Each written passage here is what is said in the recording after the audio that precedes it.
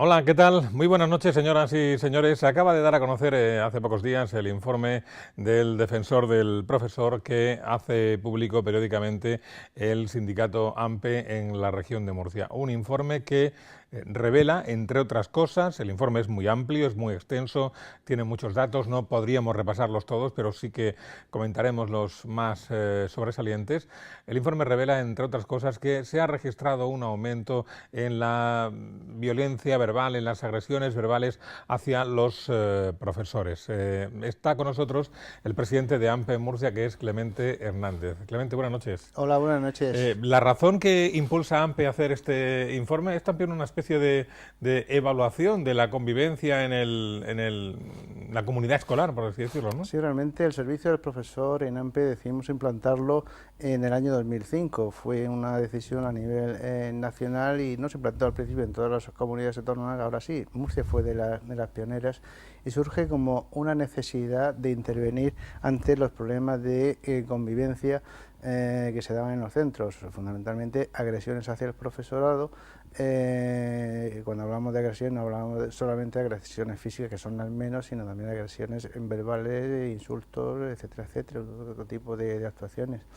Entonces nuestra intención era intentar recopilar los datos, hacer una radiografía anual de cómo está la situación de la convivencia en los centros con respecto al profesorado, para luego dirigirnos por un lado a la consejería para buscar y aportar soluciones, y luego también en cada uno de los casos, en cada uno de los centros educativos intentamos intervenir bien con la asesoría jurídica si fuese necesario, o bien con nuestros delegados, y siempre o ante el centro, ante la administración, o ante la administración también de justicia. Pero nuestro interés, desde luego, es mejorar la relación necesaria entre padres, profesores y alumnos. Uh-huh. Apelando a tu terminología, esa radiografía que hacéis anualmente, y por ir entrando ya en materia, ¿qué resultados está dando? ¿Qué destacarías? ¿Hay una evolución o una involución de la figura del profesor? Vamos a ir aportando algunos datos. Sí, realmente, hombre, la situación de luego está mediatizada o condicionada por la propia crisis económica que venimos padeciendo. Desde luego también ha azotado la educación, evidentemente, ha cambiado las condiciones de trabajo de los profesores y también, hay que decirlo, las condiciones de la familia. Es decir, antes teníamos, perdón, teníamos casos pues, de familias desestructuradas, pero que más o menos mantenían sus puestos de trabajo. Ahora hay situaciones incluso dramáticas de toda la familia en paro, con necesidades, los niños que incluso a veces tienen necesidades básicas no cubiertas, como el tema de la alimentación, por eso están los comedores escolares.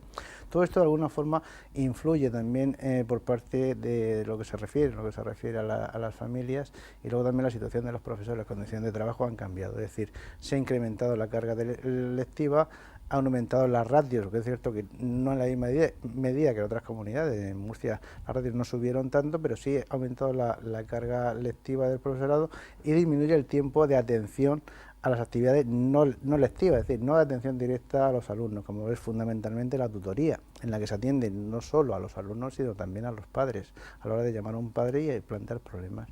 Entonces, pues todo eso ha ido condicionando la situación, y nos hemos dado cuenta este curso de algo que realmente nos ha sorprendido, nos ha hecho reflexionar, porque llevamos una tendencia a la baja en los últimos 5 cursos escolares.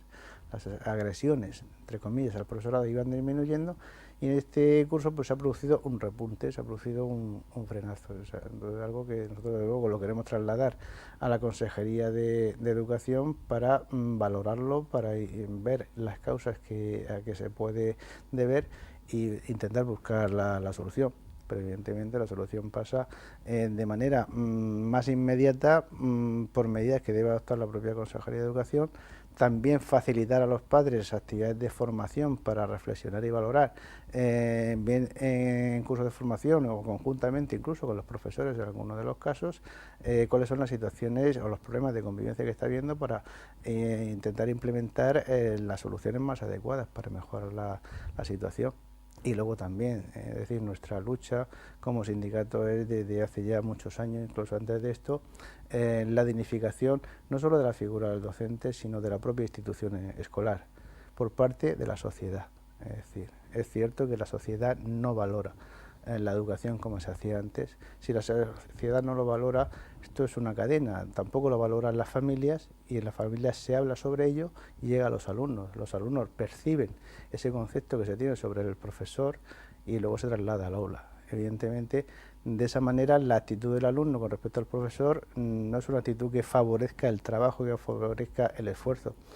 Lo hemos hablado en otras ocasiones, es decir, en una clase de 1 hora, pues es fácil que según el grupo de alumnos se puedan tardar 7, 8, 10 o 12 minutos simplemente en tranquilizar los ánimos del grupo de alumnos para poder empezar a trabajar. Si ese tiempo se pudiese reducir solamente en 6, 7 minutos, pues multiplicado por 5 o 6 clases, sea primaria o secundaria que hay, evidentemente ganamos mucho tiempo para mejorar el trabajo que hay en los centros. Y no solamente el tiempo, sino también, de luego, la relación y el trabajo que se hace entre profesores y alumnos. Y eso yo pienso que es una responsabilidad, como digo, de todos los miembros de la comunidad educativa y todos debemos implicarnos y participar. Es difícil entender que la sociedad no valore la educación para un niño, que junto con, no sé, la salud y la familia debe ser lo principal durante la etapa académica o educacional de un niño. Es que no hay otra cosa. Hombre, evidentemente para los docentes no solamente es difícil, es duro entender, o sea, ver que no se entiende el trabajo que se hace. Es decir, que a veces incluso haya padres que cuando se habla con un padre o una madre de una conducta de su hijo, pues no solamente la disculpe, sino que en algunos casos te contraataque de alguna manera para taparlo. No se trata de eso, es decir, el docente no tiene ningún interés ni en perseguir a ningún alumno, ni en maltratarlo, evidentemente, faltaría más, ni en hacerle difícil el progreso educativo, o obstaculizar su rendimiento escolar, evidentemente. Todo lo que hacemos es para intentar que ese alumno progrese, aprenda a aprender y aprenda también a relacionarse socialmente. Todo aquello que después de acabar en la etapa escolar va a encontrar en el mercado de trabajo para que sea capaz de desenvolverse. Si las familias no lo entienden, pues al final el obstáculo es bastante grande y esto realmente no pasaba antes, quizá cuando era más difícil acceder al servicio público educativo, cuando no todos los hijos de las familias estudiaban. A lo mejor estudiaba el mayor, los demás no había dinero porque suponía un desembolso, porque no había institutos en todos los pueblos, mucho menos universidad, que ahora tenemos varias universidades también. Entonces parece que lo que cuesta poco conseguir se valora menos. Desde luego antes era importante porque además no solamente el alumno iba a estudiar con ganas de hacerlo y con ganas de esforzarse, sino que también la familia entendía y valoraba, y ese era el hijo que estaba estudiando y había que dedicarle toda la atención y prestarle todos los recursos de la familia. Bueno, había casos en que el pollo del pavo se lo comía el hijo que estudiaba, no el padre, ni la madre, ni los otros hermanos. ¿Por qué? Pues para que estuviese en las mejores condiciones para mejorar. Incluso que han empeñado recursos económicos para facilitar la formación de los hijos. Exactamente. Ahora empeñan los recursos y padres que se han matado a trabajar y madres limpiando escaleras, trabajos diferentes para poder pagar y que su hijo tuviese primero el acceso a la educación y luego todo el material que se necesitaba y todas las condiciones necesarias para poder estudiar en buenas condiciones, una habitación para él, su mesa, su lámpara, luego ya más adelante su ordenador. Entonces, hombre, es absurdo pensar que podemos volver a unos cuantos años atrás. La sociedad evoluciona y es cierto que la sociedad de las nuevas tecnologías es complicada. Las redes sociales también influyen mucho, no solamente en los alumnos, también en los padres. Es decir, los padres y los abuelos están también enganchados a las redes sociales o al WhatsApp, con los smartphones y todo esto. Entonces es complicado. Pero que si conseguimos con este informe y también con el trabajo que hacéis en los medios de comunicación, que os agradecemos, con esta difusión, conseguimos que se hable del tema, aunque sea para criticarnos por hacerlo, por decir esto, decir lo otro, realmente se está debatiendo, se está hablando sobre el asunto y yo espero que con que algunas cabezas de cada sector educativo, de la administración, de los padres, también de los profesores, que se impliquen o nos impliquemos un poco más, se preocupen de buscar recursos o buscar soluciones para mejorar todo este tema de la convivencia escolar, que para nosotros desde luego es importante, es fundamental, y ese respeto hacia la figura, repito, no solamente del docente, sino de la propia escuela en sí, pues yo pienso que es importante y hemos avanzado. Por eso vuelvo a la primera pregunta que me hacías, ¿para qué iniciamos este servicio? Precisamente para esto, para intentar mejorar la convivencia y en última instancia la educación también. ¿Y ese repunte en las agresiones que se han detectado, a qué se refiere? ¿Son agresiones básicamente de tipo verbal, amenazas? Hay también, ¿el número de agresiones físicas ha aumentado? No, si realmente es lo que decir, las agresiones físicas han aumentado, pero en número pequeño, porque el grueso son actos de indisciplina, de situaciones que perturban el funcionamiento de la clase. Y luego también se ha incrementado el tema del ciberacoso. Es decir, los mensajes entre alumnos eran hace años, luego ya se pasó a las grabaciones, o a las fotografías, a las grabaciones. La novedad de este año son los grupos de WhatsApp que ya existen desde hace años entre los alumnos, pero ahora ya parece que también ha llegado también a las familias y eso pues, también realmente desmotiva a los profesores. Es decir, cuando un maestro o una maestra ve que una madre amiga de ella le enseña a su smartphone y ve los comentarios que hay en el grupo de WhatsApp, pues realmente en ocasiones se desmotiva por los comentarios que se hacen, que a veces tienen poco que ver con el trabajo que se está haciendo en el aula, incluso se meten con su forma de vestir, de hablar, de yo qué sé, de cualquier situación tonta quizás, pero es que lo grave de eso es que esos mensajes también llegan al alumno. Y de luego, lo que decíamos antes, de los comentarios que se oyen en casa, si ahora además se ve un mensaje escrito, que a lo mejor el crío que ya sabe mucho se lo pasa del móvil suyo al móvil propio y luego lo pasa a los alumnos, evidentemente la maestra que sabe que los alumnos que tiene delante saben lo que sus padres o sus madres están diciendo de él, luego eso es algo que le afecta y eso también los padres deben entenderlo a la hora de seguir potenciando, usando esos medios que se pueden usar desde luego, pero para actividades bastante más relacionadas con el beneficio del alumno, evidentemente. Es decir, lo que antes eran los corrillos de la puerta del colegio, o las reuniones que se hacían en el barrio, y se hablaba sobre los centros, sobre los alumnos, pero parecía, oye, ¿cómo hacemos esta actividad extraescolar? ¿Cómo vamos a apoyar el trabajo del profesor en este proyecto? Vamos a hablar con el AMPA para tal. Eso se hacía para mejorar. Los WhatsApp o esos grupos pueden servir para lo mismo, evidentemente, y porque se llega a todos los padres. Pero si se utilizan de la forma que estoy comentando y además llega a los hijos, a los alumnos de ese maestro, evidentemente se está haciendo flaco favor, pero al propio hijo, al propio alumno, porque luego la actitud y la motivación del profesor al final, porque eso es otro de los perdón, otro de las conclusiones que hemos detectado en la evaluación del informe, es decir, que los casos de estrés, de síntomas de ansiedad, de pérdida de autoestima, que en el curso anterior estaban en el 29%, este año han llegado al 50%. Es decir, algo estará pasando cuando se da pues, estas situaciones que hacen que los profesores se sientan de esa manera. Insisto, no queremos decir que el 50% de los profesores se sientan ansiosos o estresados, sino que el 50% de los casos que nos han llegado. Pero es la tendencia, lo que estamos valorando e intentando explicar. Es decir, que se ha producido ese repunte primero en el número de casos, que es menor, en torno al 8 al 9%, pero en el ámbito de la situación anímica de los docentes, ahí se ha producido un incremento. Yo pienso que todo esto que estamos comentando pues tiene bastante que ver y es importante también que las asociaciones de padres se den cuenta de eso y sobre todo también los padres de cada grupo de alumnos y también, desde luego, los propios profesores. Es decir, que no se sientan en modo alguno culpables, sino que debemos actuar, intervenir. Si es necesario, hablar con los padres o convocar una reunión de padres y decir, miren ustedes, ¿qué es lo que pasa? ¿No se dan ustedes cuenta de que lo que están haciendo no es bueno para sus propios hijos? Vamos a intentar entre todos reconducir esto y vamos a aprovechar ese grupo de WhatsApp que se está haciendo. Si tienen algún problema conmigo, pues me lo dicen, intentamos resolverlo y luego yo les explicaré, una vez más, porque eso se hace siempre al principio de curso, el hablar con los padres para explicarle cómo se va a desarrollar cada una de las evaluaciones, pues se vuelve a hablar y se vuelve a explicar. El diálogo es fundamental. Lo grave es eso, que se hagan grupos y sin hablar con el docente, pues sí. Que los grupos de WhatsApp no son el camino para solucionar dudas o conflictos.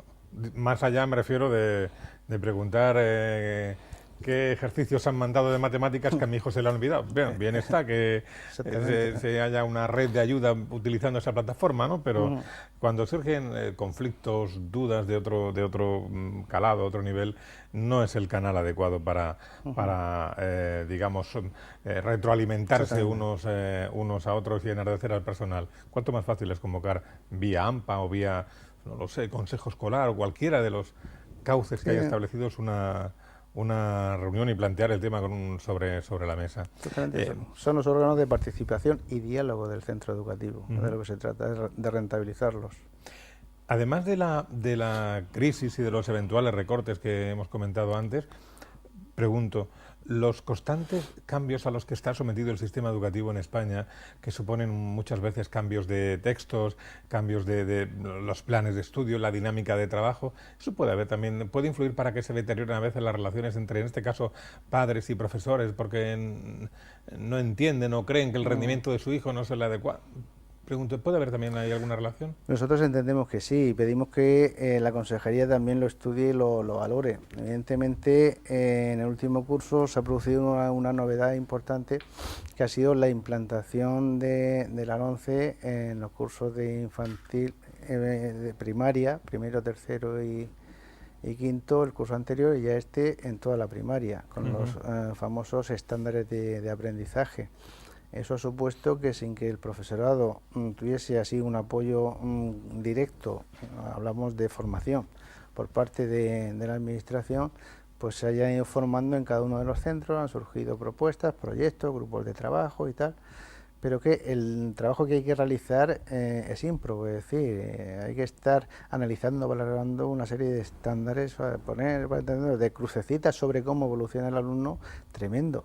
Y luego eso habrá que hacerlo, pero yo personalmente pienso que ahí en la propuesta que hay ahora mismo es excesiva, se podía globalizar o reducir de alguna forma, y pienso que somos todos capaces también de hacerlo, pero que realmente lo que estábamos hablando antes, cuando aumenta la carga lectiva del profesorado con los recortes, realmente el tiempo que nos queda para atender las tutorías, los padres, las programaciones, la preparación de examen, la corrección, y además este tema de los estándares de aprendizaje, que al final no deja de ser burocracia, pero si tenemos que hacerla necesitamos tiempo para hacerla.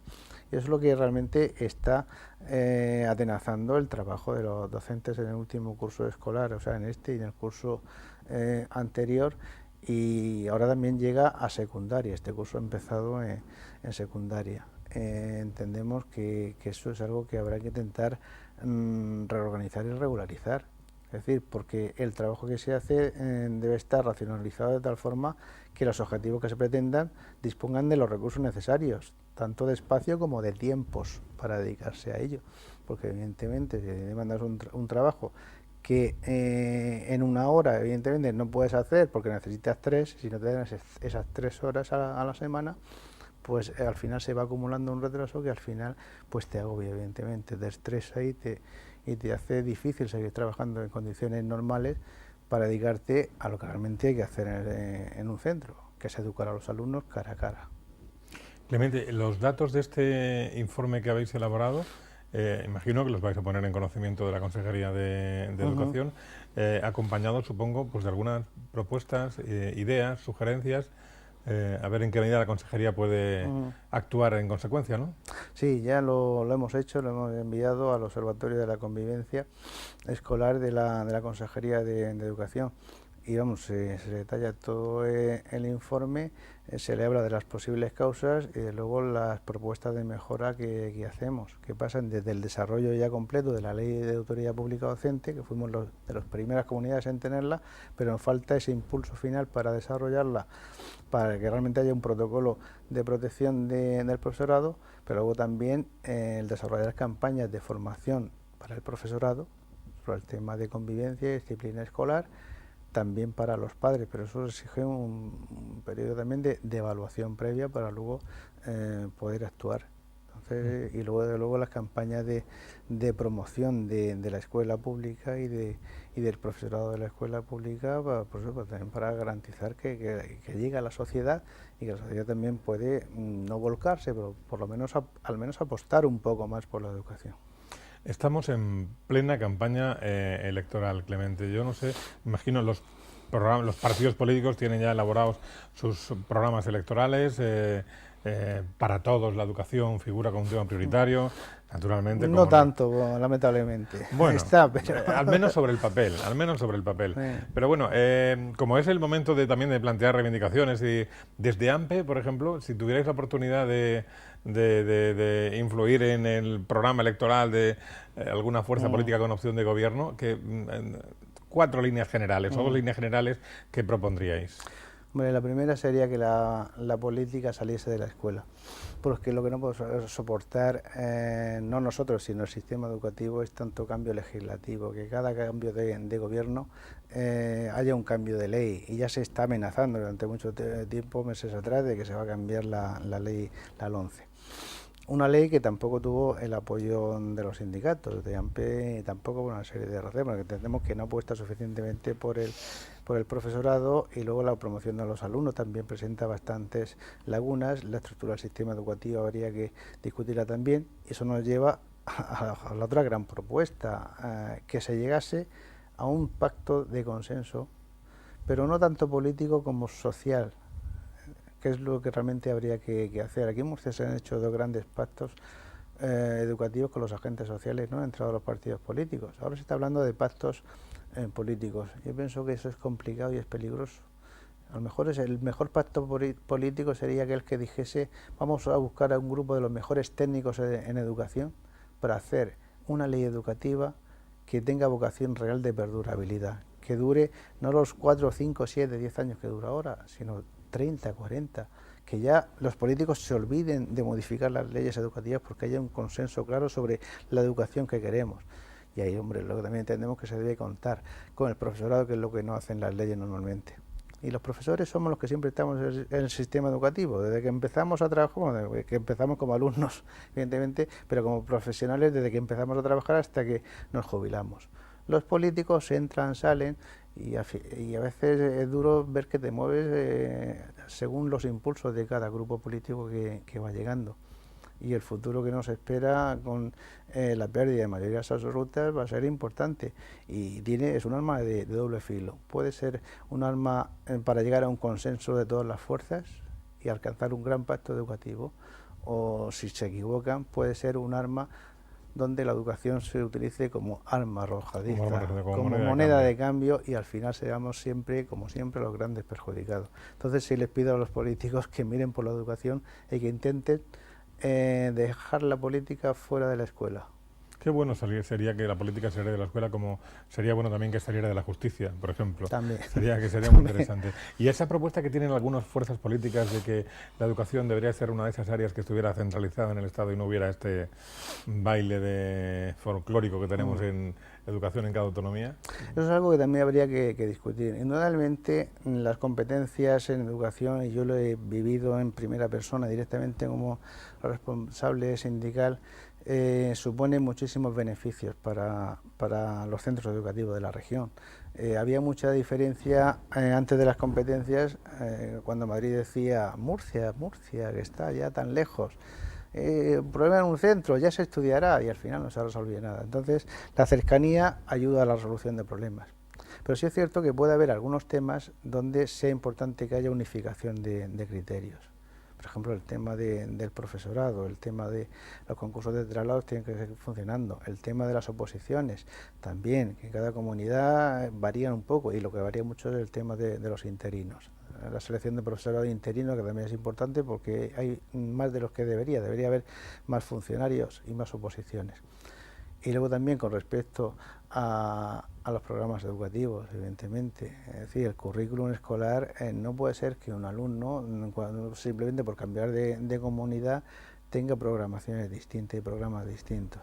Entonces, eso es algo que a lo mejor también habría que controlarlo un poco más, o organizarlo desde el Ministerio de Educación. pero no estoy hablando de devolver las competencias educativas al Estado, sino de unificar y vertebrar un poco el sistema educativo para no tener 17 sistemas educativos distintos. Sí, someterlo a una revisión, pero sin llegar a que fuera un asunto centralizado. Bueno, el tiempo se nos ha ido.